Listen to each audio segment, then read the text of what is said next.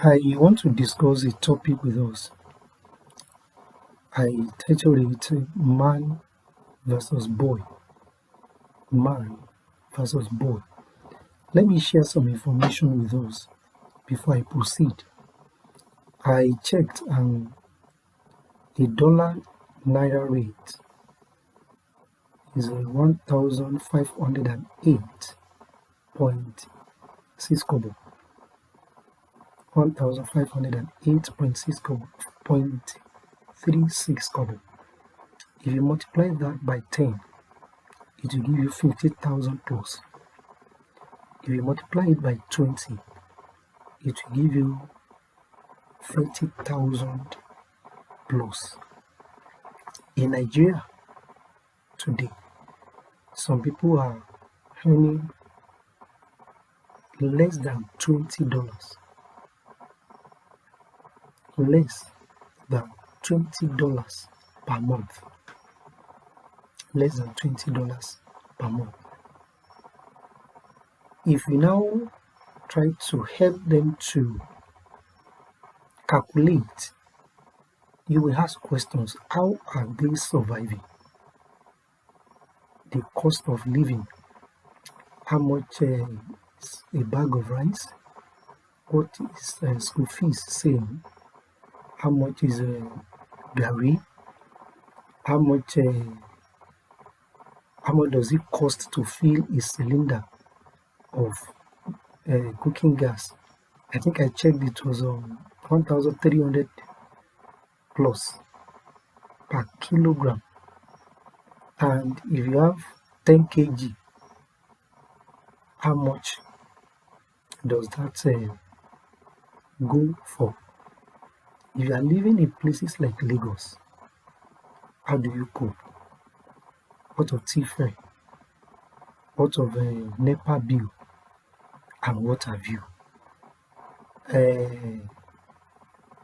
In Nigeria today, we are having a lot of master's degree holders driving tricycle, doing a POS business, and so many other things.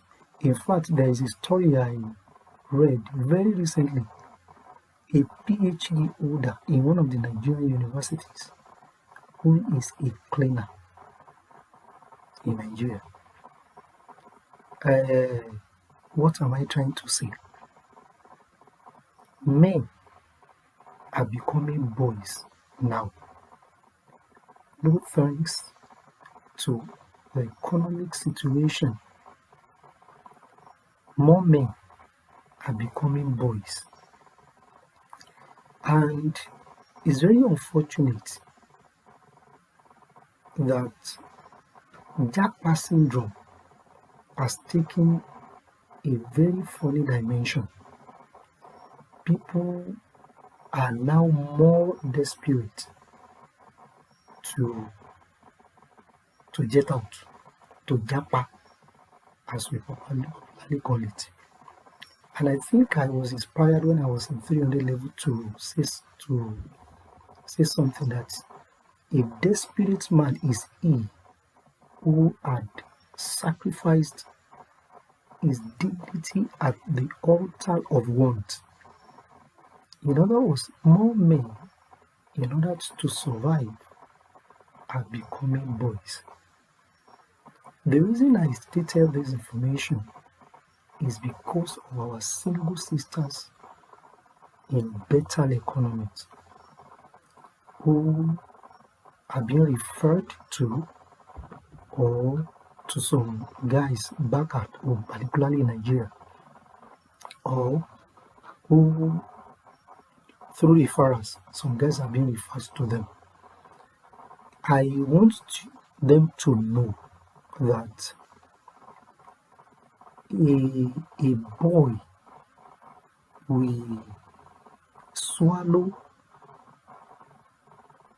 any form of insult just to date you or to probably marry you if it works out.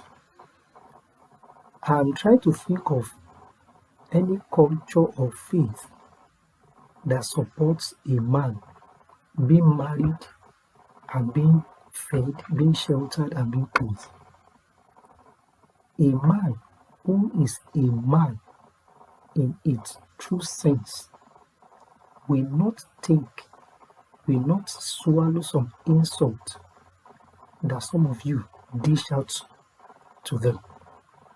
I have listened to some contents where some of these content creators complained about how the ladies that they tried to refer to some men or referred some men to them messed up.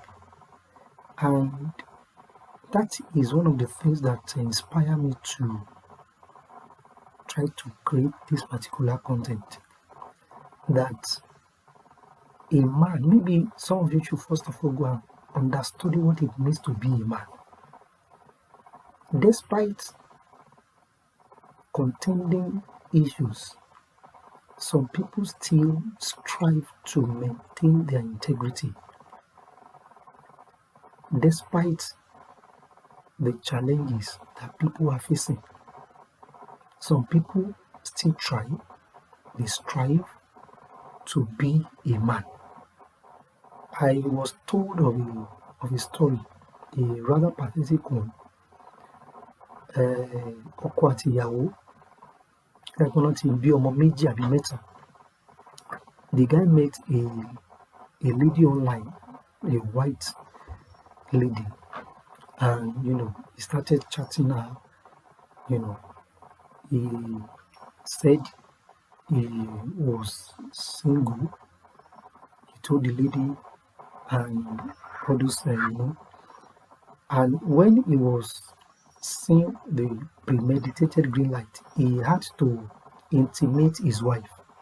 Expectedly, the wife flared up and now said, "Ọ̀gbẹ́ni, farabalẹ̀, this is what we're going to do, this and this, this and this." And the wife consented. What was the agreement? Ìyàwó gbà pé òun ti kú kí ọkọ kó lè fẹ́ òyìnbó yẹn. So a fi lè kúrò ní Nàìjíríà kó lọ bá nígbò bá débẹ̀ tán nǹkan bá wá rí kí wọ́n lè máa ṣe. Bóyá a máa mú wá ní o gẹ́gẹ́ bí ọ̀nà oríṣiríṣi ọgbọ́n ló sọ fún ìyàwó ẹ̀ pé àwọn máa dá. Ohun tí mo fẹ́ kí àwọn obìnrin wa tó wà ní ìlú òyìnbó kó mọ̀ ní wípé àwọn èèyàn different routes ni àwọn èèyàn gbà láti jápa. Ìkan nínú ẹ̀ ni pé wọ́n fẹ́ ẹni tó wà ní ìlú òyìnbó láti lè secure àwọn tó ti níwèé, tán ti dọmọ ìlú, láti lè gbé àwọn náà di ọmọ ìlú kan fi lè sá kúrò. Ohun tó túmọ̀ sí ni wípé a boy will do just anything to get married to you, will play along just to live. A man is looking for a wife.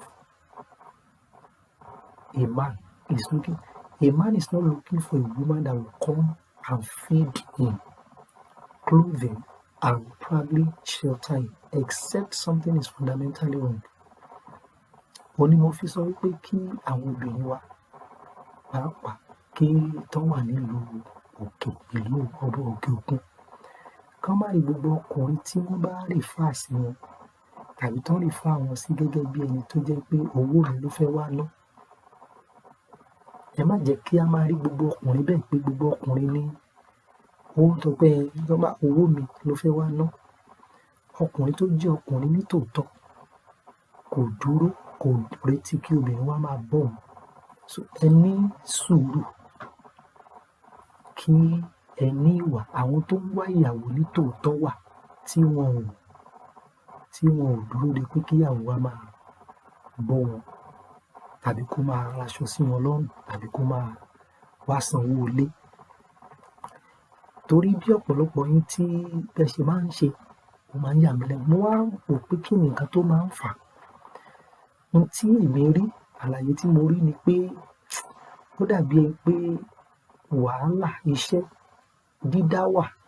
Ṣé ẹ mọ̀ pé kò sí oore ọ̀fẹ́ ká máa báyàn ṣe pọ̀ bí alágboolé ojúlé tí a ní níbí lọ́hùn-ún, ẹ̀yin ò ní oore ọ̀fẹ́ yẹn.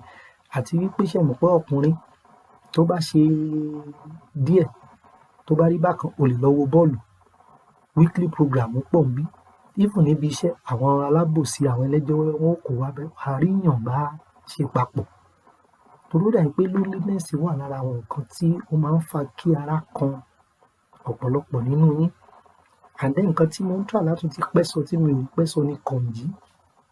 Ó dà pé kọ̀ǹjí náà ó wà lára nǹkan tí ó mú kí gbogbo ara yín kó máa kanra, kí ẹ máa sọ̀rọ̀ sí àwọn ọkùnrin anyhow. Ṣé ẹ mọ̀ pé àwọn ìdojúkọ tó wà níbí ó ti mú kí àwọn ìwà ẹ̀kọ́ ilé gbogbo ẹ̀ kí omi ti ṣàn wọ́n dànù.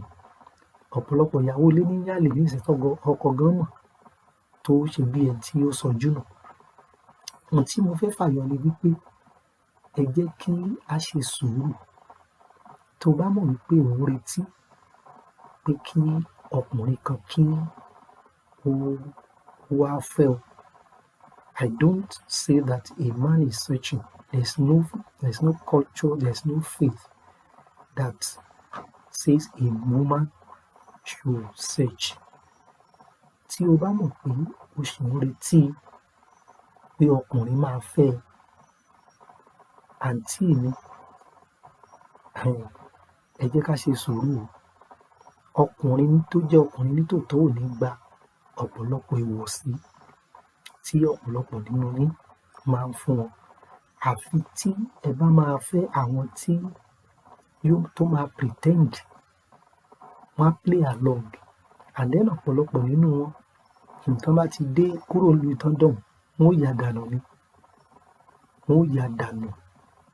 And then, just like a friend recently told me that she does not like a man who does not know what it means to be a man. And I agree that it is not even safe for a woman or the marriage. If a woman gets married to a man who does not know what it means to be a man, and for some of you are honest, you know that you are stubborn, so you need a man.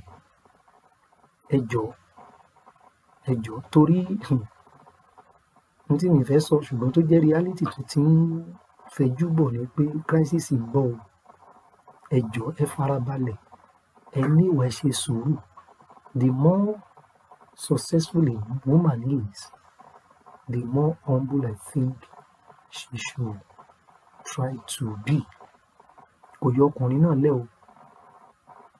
Tí Ọlọ́run bá ti ń gbé ọwọ́ obìnrin sókè, ó yẹ kó máa ní sùúrù díẹ̀díẹ̀.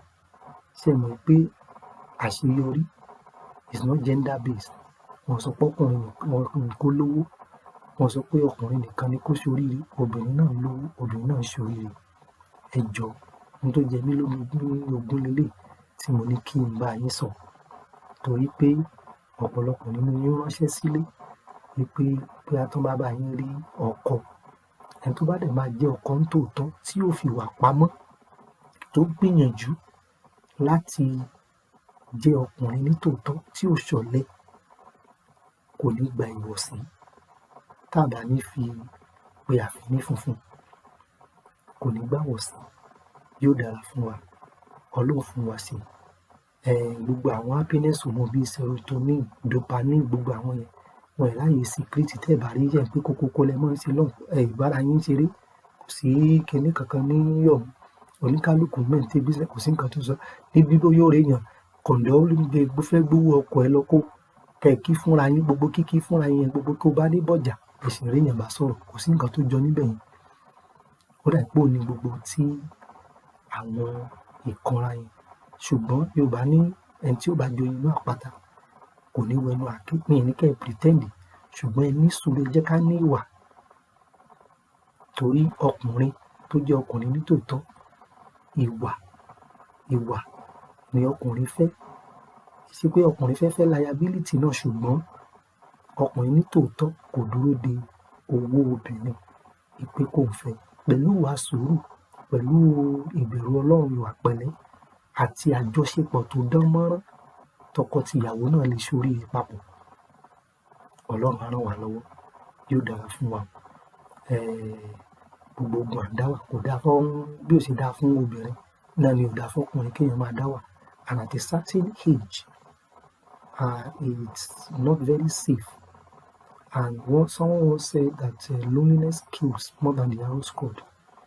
Dídá wà ò dáa, àti téèyàn ò bá sì níwà, àti téèyàn ò bá sì sùúrù, kò sígbà tí ò ní dá wà.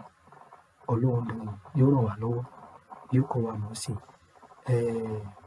títí di ìgbà míì tí màá tún wá pẹ̀lú àkòrí mi láti gbà wá níyànjú lórí bí ìgbé ayé wa yóò ṣe lọ, tí ó lárinrin, tí agbègbè wa yóò sì wà ní àìléwu. Mo gbàdúrà pé yóò dára fún wa. Ẹ ṣé o.